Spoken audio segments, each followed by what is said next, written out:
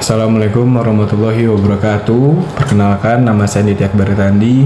Saya di sini akan membahas tentang sistem perfilman Indonesia dengan mata kuliah Sistem Komunikasi dengan NIM 2196-2712. Lanjut ke pembahasan sistem perfilman Indonesia. Perfilman di Indonesia akhir-akhir ini berkembang sangat pesat seiring dengan majunya era globalisasi. Hal ini menunjukkan bahwa di Indonesia memiliki orang-orang yang kreatif yang ikut membangun negeri kita secara moral, baik positif maupun negatif. Kebebasan berekspresi di negeri ini mendukung produksi-produksi film di Indonesia sehingga meningkatkan secara pesat. Teknologi juga salah satu hal yang ikut mendorong industri kreatif di Indonesia memproduksi film-film untuk menjadi sumber pemasukan mereka. Perfilman Indonesia pun tak kalah mendapat perhatian dari perfilman seluruh dunia. Rumah produksi tersebar bukan hanya di kota besar saja, tapi juga di kota-kota kecil di seluruh produksi pelosok negeri ini. Film merupakan salah satu media komunikasi modern yang efektif untuk menghibur sekaligus menyampaikan pesan yang dapat mempengaruhi sikap, pola pikir, dan membuka wawasan bagi penontonnya.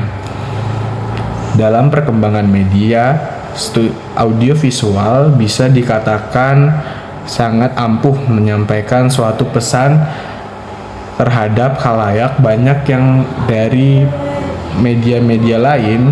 Komunikasi yang efektif sangat diperlukan dalam penyampaian pesan. Salah satu media audiovisual yaitu film. Lanjut ke pembahasan kasus dari perfilman Indonesia.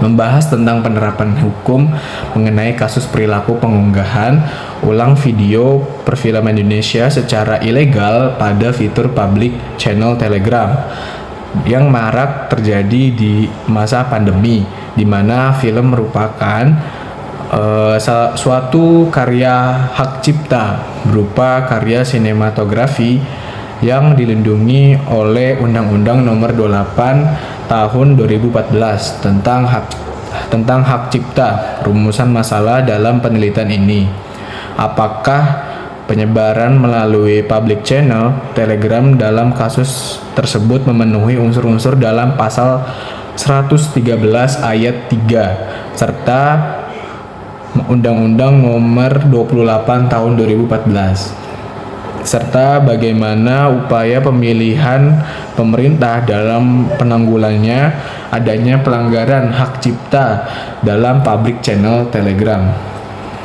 Lanjut ke permasalahan pembahasan dari perfilman Indonesia ini.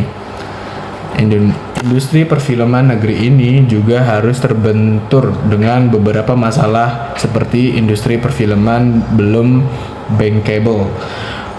Belum ada kebijakan khusus peningkatan akses pembiayaan non-bank. Belum ada dukungan pembiayaan film yang sistematis dari pemerintah. Kebijakan investasi eksibisi belum terbuka. Serta belum adanya insentif eksibisi untuk investor lokal.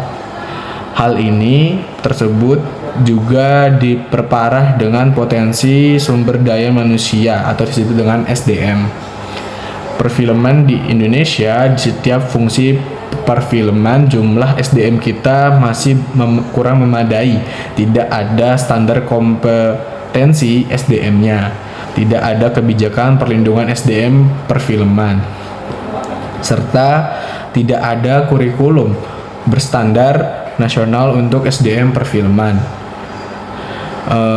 Melihat berbagai macam permasalahan yang terjadi, Ukus Kuswara juga berharap seluruh proses yang terjadi di dalam perfilman nasional itu secara sistem harus terus dibina dan dikembangkan. Sekian dari pembahasan sistem perfilman Indonesia dengan mata kuliah Sistem Komunikasi Indonesia dengan saya Nitya Akbaritandi dengan NIM 2196-2712. Sekian, terima kasih.